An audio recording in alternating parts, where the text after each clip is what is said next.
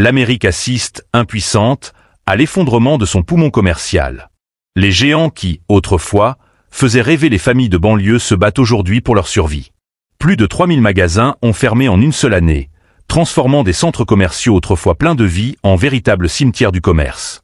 Derrière ces rideaux tirés, ce sont des dizaines de milliers d'emplois balayés et des milliards de dettes qui entraînent dans leur chute des enseignes que tout le monde connaissait. Walmart, Macy's, CVS, Walgreens.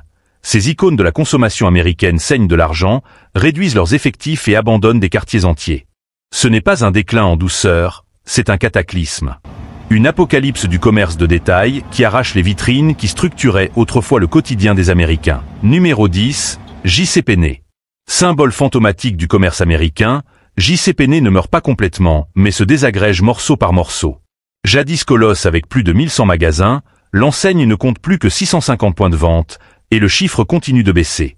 Rien qu'en 2025, 8 nouvelles fermetures ont été confirmées. Ce n'est qu'un fragment d'un effondrement bien plus vaste, marqué par près de 200 fermetures depuis sa faillite de 2020. Sa dette dépasse les 3,8 milliards de dollars, et ses ventes se sont écroulées de 20 milliards en 2006 à seulement 7 milliards aujourd'hui, soit une chute de 65%. La clientèle déserte. La fréquentation moyenne par magasin a plongé de 40% depuis 2019, tandis que les ventes en ligne stagnent à peine à 15% du chiffre d'affaires, loin derrière Target ou Walmart. Dans un monde dominé par Amazon et ses 574 milliards de dollars de revenus, J.C. Penney ressemble à un dinosaure en voie d'extinction. Chaque magasin qui ferme laisse un immense vide dans des centres commerciaux déjà à moitié vides. Et les chiffres donnent le vertige. L'exploitation d'un seul point de vente coûte en moyenne 1,2 million par an, mais beaucoup peinent à couvrir ne serait-ce que les salaires et le loyer. Quand on multiplie ça par des centaines de magasins, les pertes se comptent en centaines de millions. Le public fidèle disparaît aussi. Le client moyen a plus de 50 ans, tandis que les jeunes générations préfèrent Zara ou Shein, capables de sortir de nouvelles collections en quelques jours. La vérité est implacable. J.C. Penney n'est plus une enseigne nationale, mais un empire centenaire en train de s'éteindre lentement, sous les yeux d'une Amérique qui assiste à son agonie. Ce qui est arrivé à Sears il y a quelques années est en train de se produire pour J.C. Penney. Une chute qui dépasse l'économie. C'est un morceau de culture américaine qui s'effondre. Numéro 9. Advance Auto Parts. Autrefois l'arrêt de confiance pour des millions d'automobilistes, Advance Auto Parts ressemble désormais à une carcasse sur le bord de la route. Avec un réseau qui culminait à 4700 magasins, la chaîne prévoit de fermer plus de 700 points de vente d'ici la mi-2025. Un repli massif, synonyme de désespoir. La raison ? Une dette de plus d'1 milliard de dollars et des ventes qui reculent trimestre après trimestre. Les magasins comparables affichent une baisse de près de 3% d'une année sur l'autre, pendant qu'AutoZone engrange des milliards. Derrière chaque fermeture, ce sont 10 à 15 employés qui perdent leur emploi, soit plus de 7000 personnes menacées, sans compter les 1000 licenciements déjà actés au siège. Les difficultés sont telles que l'entreprise a réduit son dividende de 83% en 2023, semant la panique chez les investisseurs. Son action, autrefois cotée à plus de 2 cents dollars, a chuté de 70% en 3 ans. Les coûts explosent. Pièces plus chères, taxes sur les importations, retard dans les chaînes d'approvisionnement. Résultat, les profits s'évaporent. Le bénéfice net a fondu de moitié en 2024, à peine 200 millions sur plus de 11 milliards de revenus. Et face à la montée en puissance d'Amazon et Walmart dans la vente de pièces en ligne, Advance Auto perd chaque mois une part de marché précieuse. Ce n'est pas une simple fermeture de magasin, c'est une amputation pour tenter de survivre. Mais entre dettes, baisse des ventes et vagues de licenciements, l'entreprise ressemble moins à un survivant qu'à une marque condamnée à disparaître. Numéro 8, Kohl's. Longtemps présenté comme le grand magasin de banlieue capable de résister à la crise du commerce, Kohl's s'enfonce peu à peu. Sur ses 1100 magasins, 27 fermeront en 2025. Un chiffre encore modeste, mais qui annonce une contraction durable. Ses ventes stagnent autour de 17 milliards par an, contre 20 milliards en 2019. Son résultat opérationnel a été divisé par 2, et une dette colossale de 6,5 milliards l'étouffe, rien que les intérêts engloutissent des centaines de millions chaque année. En 2022, Kohl's avait repoussé une tentative de rachat hostile, mais la menace plane toujours.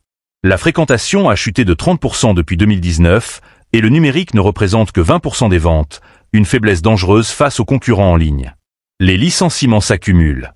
Depuis 2020, plus de 3000 emplois ont été supprimés, et la tendance continue.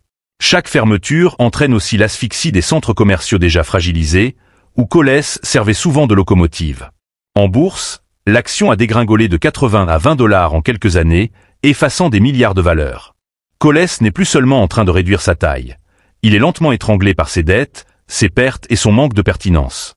L'Amérique voit, en direct, son paysage commercial s'effondrer. Les géants qui, pendant des décennies, ont nourri le rêve de la banlieue sont aujourd'hui à bout de souffle. Plus de 3000 magasins ont mis la clé sous la porte en une seule année, transformant des centres commerciaux autrefois bouillonnants en déserts silencieux. Derrière ces vitrines fermées, ce sont des dizaines de milliers d'emplois qui disparaissent, tandis que des milliards de dettes engloutissent des enseignes historiques. Walmart, Macy's, CVS, Walgreens, autant de noms familiers qui se vident de leur substance, réduisent leurs équipes et abandonnent des communautés entières. Ce n'est pas une lente érosion, mais un effondrement brutal. Une véritable apocalypse du commerce de détail, où s'écroulent les façades qui structuraient la vie quotidienne américaine. J.C. Penney, par exemple, n'est plus que l'ombre de lui-même. Autrefois un colosse de plus de 1100 magasins, il peine à en maintenir 650 aujourd'hui, et ce chiffre continue de reculer. Rien qu'en 2025, 8 fermetures supplémentaires ont été confirmées. Depuis sa faillite en 2020, près de 200 points de vente ont disparu. Lourdement endetté, plus de 3,8 milliards de dollars. La chaîne a vu ses ventes plonger de 20 milliards en 2006 à seulement 7 milliards. La fréquentation a chuté de 40% depuis 2019, tandis que le commerce en ligne reste marginal, à peine 15% de ses revenus, bien loin des performances d'Amazon ou de Walmart. Chaque fermeture laisse derrière elle une immense coque vide dans des centres commerciaux déjà moribonds. Avec un coût moyen de 1,2 million de dollars par magasin, l'entreprise perd des centaines de millions chaque année. Son public vieillit, ses jeunes clients l'ignorent, préférant Zara ou Shein. En clair, J.C. Penney n'est plus un acteur national, mais un empire centenaire qui s'effrite sous les yeux du pays. Advance Autopart, censé être l'adresse incontournable des automobilistes, ressemble désormais à une épave. Après avoir atteint 4700 magasins, la chaîne prévoit d'en fermer plus de 700 d'ici la mi-2025. La dette dépasse le milliard, les ventes reculent de 3% par an, et ses concurrents engrangent les bénéfices. Chaque fermeture détruit une dizaine d'emplois, ce qui pourrait représenter plus de 7000 suppressions rien que cette année. L'entreprise a déjà coupé son dividende de 83%, son action a chuté de 70% en 3 ans et ses bénéfices sont fondus de moitié. Amazon et Walmart lui prennent le marché en ligne et l'enseigne sacrifie ses magasins comme on ampute des membres, simplement pour gagner du temps. Coles, longtemps présenté comme le grand magasin capable de résister à la crise, s'enfonce lui aussi. Sur plus de 1100 points de vente, 27 fermeront en 2025.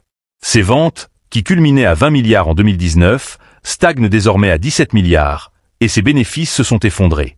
La dette de 6,5 milliards le ronge, la fréquentation a reculé de 30%, et son commerce en ligne plafonne à 20% des ventes. Depuis 2020, plus de 3000 emplois ont été supprimés, et chaque fermeture aggrave l'agonie des centres commerciaux où l'enseigne servait de pilier. Son action, passée de 80 à 20 dollars, illustre une lente suffocation. Macy's, le grand magasin américain, suit la même pente. De 800 magasins en 2005, il en reste à peine 500, et 66 autres doivent fermer en 2025. La dette frôle les 7 milliards, les revenus ont reculé de 27 à 23 milliards en quelques années, et les bénéfices se sont effondrés de 40% en 2 ans. Depuis 2020, plus de 13 000 emplois ont disparu, auxquels s'ajoutent encore des milliers de licenciements cette année. Même son emblématique magasin d'Herald Square, à New York, est devenu un gouffre qui coûte plus de 200 millions de dollars par an. À côté des 574 milliards de revenus d'Amazon, Macy's fait figure de nain et perd sa place dans la culture américaine. Chaque fermeture est une pierre tombale de plus dans le cimetière des enseignes historiques. CVS, géant de la pharmacie, taille désormais dans le vif. Sur ses 9000 magasins, près de 300 fermeront en 2025, en plus des 900 déjà disparus ces dernières années.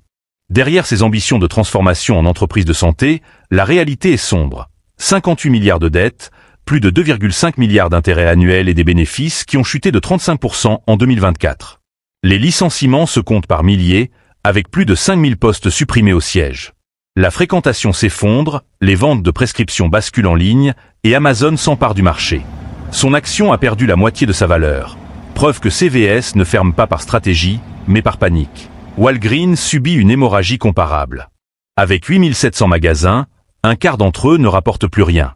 Résultat, plus de 1200 fermetures annoncées, dont 500 rien que pour 2025. La dette atteint 36 milliards, les profits se sont effondrés de 70% en 3 ans, et le flux de trésorerie disparaît. En 2024, 10% du personnel du siège a été licencié, soit 1600 emplois, et la vague de fermeture menace encore 15 000 salariés dans les points de vente. Le vol organisé lui coûte des millions, la fréquentation a baissé de 30% et Amazon lui arrache ses parts de marché. Son action, passée de 90 à 15 $, illustre la débâcle. Walgreens ne se restructure pas, il se démembre en plein jour. Biglow, le temple des bonnes affaires, ressemble désormais à sa propre liquidation. Sur 1300 magasins, 360 fermeront d'ici fin 2025, soit plus d'un quart du réseau. La dette dépasse 1,4 milliard, les revenus baissent de 10% par an, et l'entreprise a perdu 435 millions en 2024. Chaque magasin brûle de l'argent au lieu d'en générer. La fermeture de 360 points de vente menace jusqu'à 7000 emplois. Avec l'inflation, les loyers et les coûts de transport qui explosent, vendre des meubles à 10 $ n'est plus viable. Son action, passée de 70 à moins de 5 $, fait planer l'ombre de la faillite. Forever 21, autrefois roi de la mode rapide, s'effiloche comme un vieux vêtement. De 800 magasins dans le monde, il en reste moins de 550, et d'autres ferment encore en 2025. Ses revenus, qui dépassaient 4,4 milliards, ont chuté de moitié. Sa dette frôle 1,2 milliard. Ses loyers pèsent lourd et ses clients, désormais captés par Shein et ses 40 milliards de ventes, se détournent. Depuis 2019, plus de 10 000 employés ont été licenciés. Les jeunes générations, jadis son cœur de cible, trouvent la marque dépassée et peu attrayante. Chaque fermeture marque la fin d'une illusion. La fast fashion n'était pas éternelle. Johann, le géant des tissus et loisirs créatifs, se défait à son tour. Avec 800 magasins, l'enseigne prévoit des dizaines de fermetures en 2025. La dette dépasse le milliard, les intérêts coûtent 90 millions par an, et ses revenus ont chuté de 20% en 3 ans. Introduite en bourse à 12 $ en 2021, son action vaut aujourd'hui moins d'$1. Des milliers d'emplois sont menacés, après déjà plusieurs vagues de licenciements. La demande s'est effondrée après l'explosion liée au confinement, laissant des stocks énormes et des magasins désertés. Son commerce en ligne, qui ne représente que 20% des ventes, est à la traîne par rapport à Amazon et Michael. L'avenir de Johann est tout simplement en péril. Et même Walmart, le mastodonte du commerce, vacille. Avec plus de 4600 magasins aux États-Unis et 648 milliards de revenus mondiaux en 2024, il a pourtant annoncé des fermetures ciblées dans plusieurs États, dont 6 en Californie. Sa dette atteint 59 milliards, ses marges s'érodent et ses bénéfices sont reculés de 20% en 2 ans. Les vols et pertes de stock lui coûtent plus de 3 milliards par an, rendant certains magasins déficitaires. Des milliers d'emplois ont déjà été supprimés dans ses entrepôts et ses bureaux. Mais la fermeture d'un Walmart n'est pas anodine. C'est tout un écosystème local qui s'écroule, des commerces de proximité jusqu'aux finances des ménages. Même son action, jadis inébranlable, a perdu 15% en 2025. Et le message est glaçant. Si le roi du commerce doit fermer des magasins, que peuvent espérer les autres chaînes? Ce que vit l'Amérique aujourd'hui, ce n'est pas un simple ajustement du marché. C'est un séisme qui détruit les fondations mêmes de son modèle de consommation. Chaque rideau baissé n'est pas seulement un commerce en moins, c'est un PAN entier de la vie quotidienne qui disparaît.